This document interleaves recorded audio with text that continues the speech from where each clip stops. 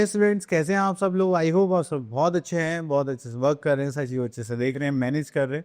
तो चलिए, हमारे पास एक टॉपिक है, दैट इज फ्रैक्शंस। तो जब भी हम फ्रैक्शंस की बात करते हैं तो यहाँ पर हमारे पास क्या होगा, कंप्लीट पार्ट में से हम कुछ पार्ट को क्या करते हैं, यूज़ करते हैं या बात। अब जैसे मान लीजिए कि मैंने क्या करा कि एक पिज़्ज़ा मंगवाया एंड उस पिज़्ज़ा में मैंने क्या करा, 4 स्लाइसेस करे, 4 पीसेस करे या ऑलरेडी आए हुए हैं।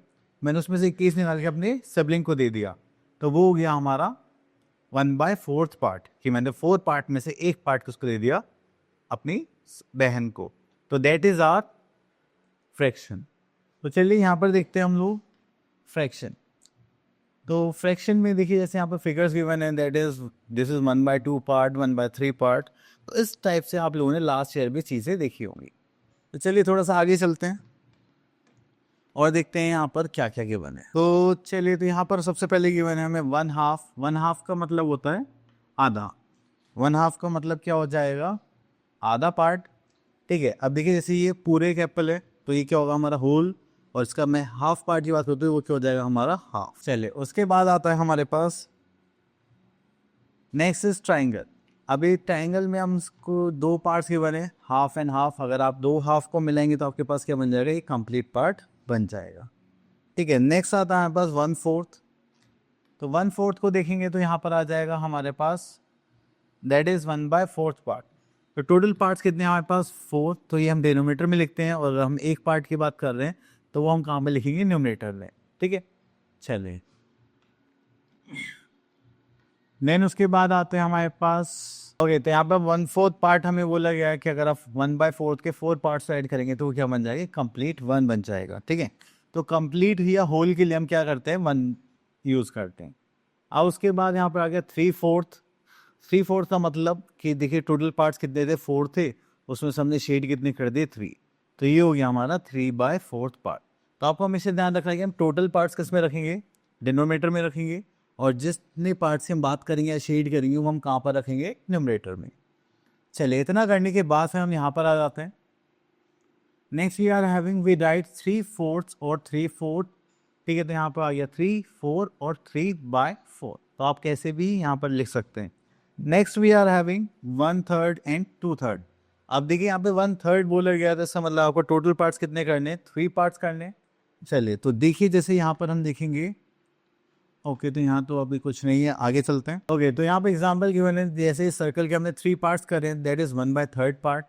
ये रेक्टेंगल था, उसको 3 पार्ट से डिवाइड करा, तो एक पार्ट शेड कर दिया, तो 1/3। तो यहाँ पर भी हमने सेम वही कॉन्सेप्ट लगाया, टोटल पार्ट्स कितने हो जाएंगे, 3, और एक पार्ट आ जाएगा हमारा यहाँ पर। नेक्स्ट वी आर हैविंग,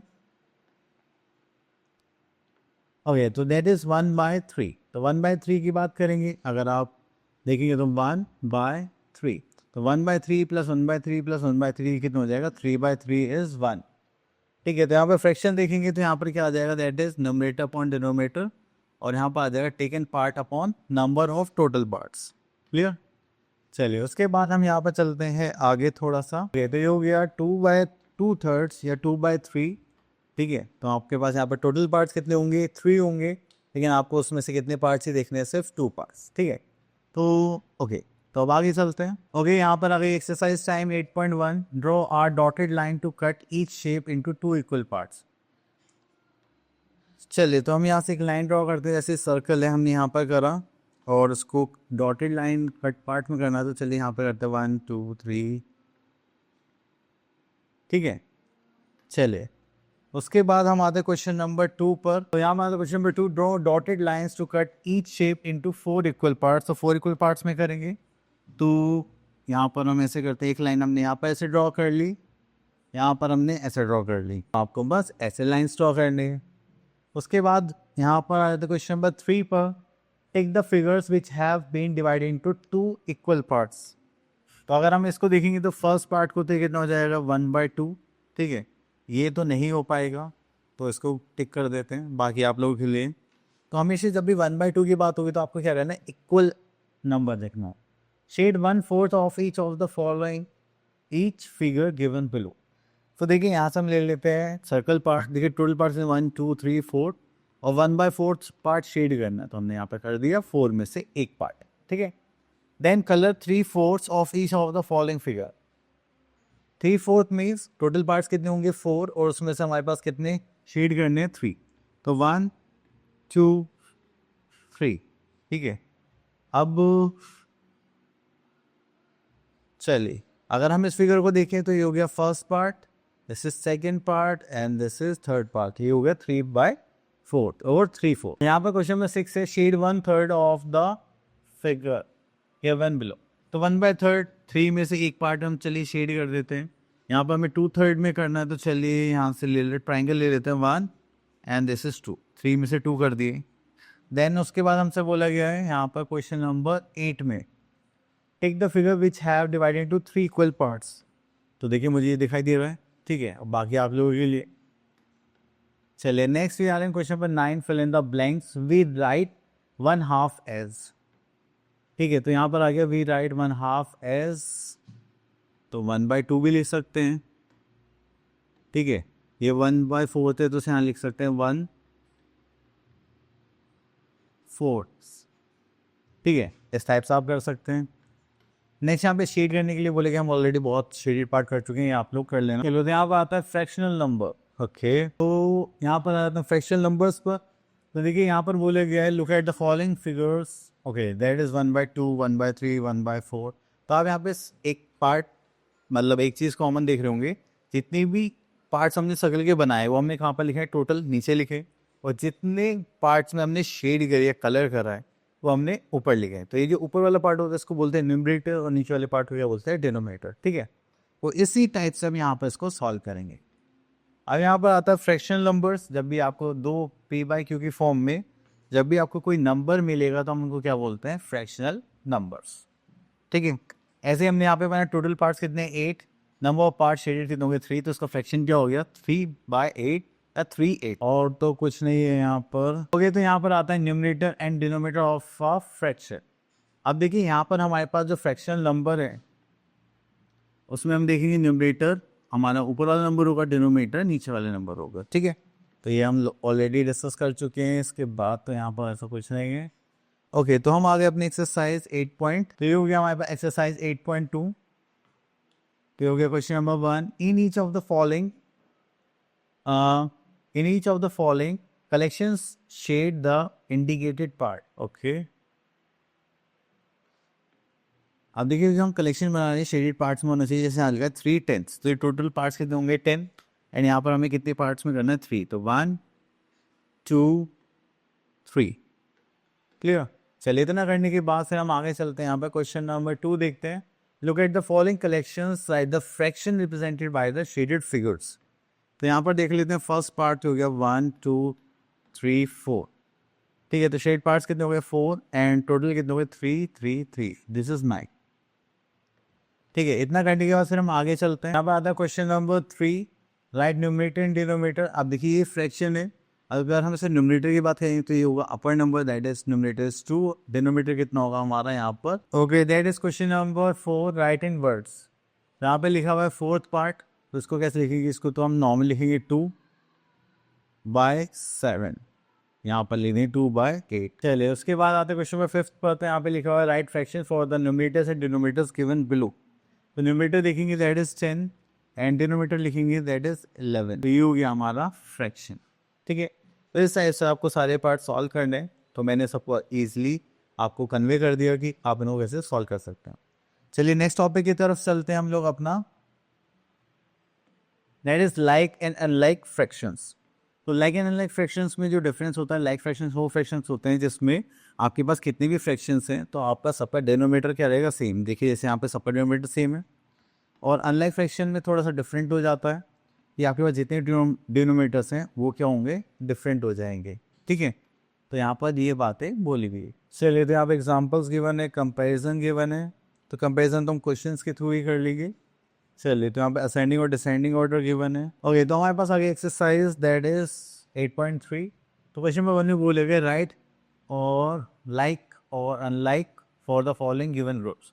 अब देखिए डिनोमिनेटर सेम है यहाँ पर सब, तो ये क्या हो गया लाइक फ्रैक्शंस।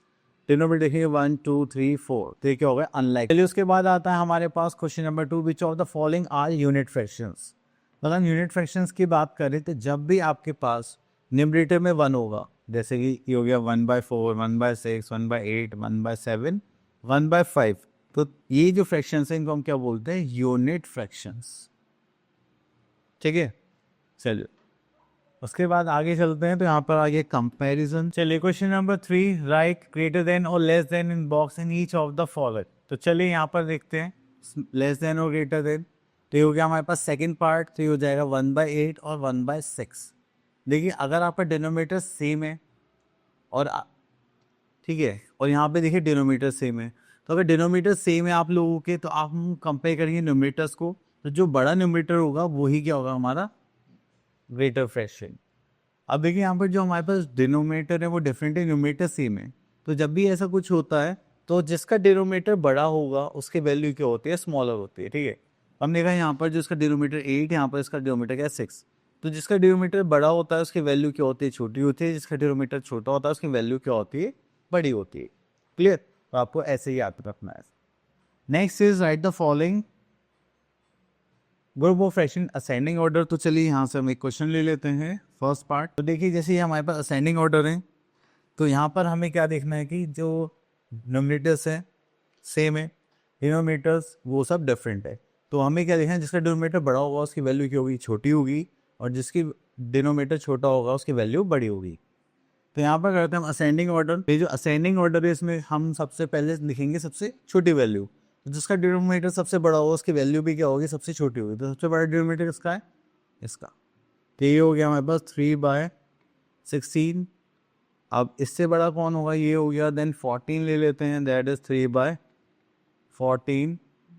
फिर उसके बाद आ जाएंगे 11 पर, ये हो जाएगा 3/11। This is 3/10 and this is 3/5, then 3/4। ठीक है, तो इस टाइप से हमें क्या करना है? अरेंज करना है। तो स्मॉलेस्ट टू लार्जेस्ट होता है हमारा असेंडिंग ऑर्डर। चलिए उसके बाद हम यहाँ पर देखते हैं question number 5, right the following groups of fractions in descending order. चलिए ध्यान से देख लेते हैं जिसका डिनोमीटर सेम है। ये हो गया हमारे पास फ्रैक्शंस। तो जिसका डिनोमीटर सेम होता है तो हम उसके न्यूमरेटर के अकॉर्डिंग देखते हैं कि जो न्यूमरेटर बड़ा होगा वो बड़ा ही होगा, जो न्यूमरेटर छोटा होगा उसकी वैल्यू छोटी ही होगी। ठीक है, इसमें ऐसा कुछ चेंज नहीं होता। चलिए अब यहाँ पर आते हैं हम डिसेंडिंग ऑर्डर में।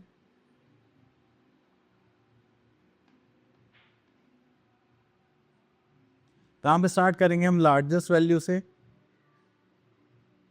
To smallest. अब देखिए लार्जेस्ट वैल्यू सबसे बड़ी जो वैल्यू है वो है हमारे पास 7/10। इससे छोटा कौन होगा? 7, सॉरी ये तो मैंने गलत कर दिया। चलिए इससे पहले हम 11/16 लिख लेते हैं। ये सबसे बड़ा तो ये हो गया 11/16, then 7/16, then 5/16, then 3/16, then 2/16 and 1/16। ठीक है, चलिए इतना करने के बाद फिर हम आगे चलते हैं। Next is addition of fractions. तो देखिए जब भी आप एडिशन करेंगे तो आप हमेशा लाइक फ्रैक्शंस को ही ऐड कर सकते हैं। अगर अनलाइक फ्रैक्शंस है तो आपको उसको लाइक फ्रैक्शंस में चेंज करना पड़ेगा। तो चलिए देखते हैं हमें क्या क्वेश्चंस गिवन है। Okay, now we are having exercise time that is 8.4। अब यहाँ पे हमें एडिशन करना है। तो चलिए यहाँ से पहले लेते हैं क्वेश्चन नंबर 1। तो ये हो गया यहाँ पर 4/9 एंड 1/9। तो 4/9 प्लस 1/9 ऐड करेंगे तो देखो यहाँ पे डिनोमिनेटर सेम है, तो यहाँ पर आ जाएगा 9, तो ये हो जाएगा 4 + 1, तो ये हो जाएगा 5/9 एज आंसर। चलिए उसके बाद हम लेते हैं क्वेश्चन नंबर 2, फाइंड द सम। चलिए तो यहाँ से हम ले लेते हैं फिफ्थ पार्ट लेते हैं। तो यहाँ पर हमारे पास आ जाएगा जस्ट लाइक 3/10 + 3/10 + 1/10। आपने देखा तीनों का डिनोमिनेटर सेम है, तो हम डिनोमिनेटर्स को कॉमन ले लेंगे यहाँ पर जस्ट लाइक 10, और यहाँ पर हो जाएगा 3 + 3 + 1। उसके बाद आगे चलते हैं हम लोग यहाँ पर, तो ये हो जाएगा 3 + 3 6 + 1 that is 7/10 as a answer. ठीक है, चलिए इतना करने के बाद फिर हम आगे चलते हैं, दैट इज थर्ड पार्ट। तो यहाँ पर आते हैं हम क्वेश्चन नंबर 4 पर। यहाँ पे हमें वर्ड फॉर्म में गिवन है, तो हम इजिली इसको क्या कर सकते हैं, चेंज कर सकते हैं पहले। इसलिए 5/8 सॉरी, तो ये हो जाएगा 5/8 प्लस 1/8, तो ये हो जाएगा 1/8। ठीक है, अब हमें पता है डिनोमिनेटर सेम है तो कॉमन ले लेंगे। This is 5 + 1 and this is 6/8 और आंसर। ठीक है, चलो उसके बाद आगे चलते हैं। यहाँ पर आते हैं second part, find the difference. तो डिफरेंस निकालेंगे तो यहाँ पर आ जाएगा हमारे पास ये 5/7 2/7। ठीक है, तो डिफरेंस निकालने के लिए हम यहाँ पर क्या करेंगे, तो देखिए जैसे हमने एडिशन में करा था सेम इसमें ऐसे ही करेंगे जैसे ऐड करना था। ठीक है, तो सबसे पहले हमने क्या करा कि डिनोमिनेटर्स को कॉमन लिया था, दैट इज 5 - 2। तो यहाँ पर करेंगे तो 3/7 एज आंसर। ठीक है, चलिए उसके बाद हम चलते हैं यहाँ पर सब्ट्रैक्ट। तो चलिए यहाँ पर आ गया हमारे पास 3/8 फ्रॉम दिस, तो हो जाएगा 5/8 - 3/8। ठीक है, फ्रॉम होता है तो पोजिशंस क्या हो जाती हैं, इंटरचेंज हो जाती हैं, ये ध्यान रखना हमेशा। डिनोमिनेटर्स कॉमन ले लिया हमने यहाँ पर, तो ये बचा 5 - 3, दिस विल बिकम 2/8। इसको करेंगे तो हो जाएगा 1/, वैसे तो लोएस्ट फॉर्म में आप करना चाहें तो कर सकते हैं, नहीं तो कोई बात नहीं है। ओके, तो टॉपिक हो गया फिनिश। तो आई होप आपको ये टॉपिक क्लियर हो गया होगा। अब मिलते हैं नेक्स्ट वीडियो में, तब तक के लिए ऑल द बेस्ट।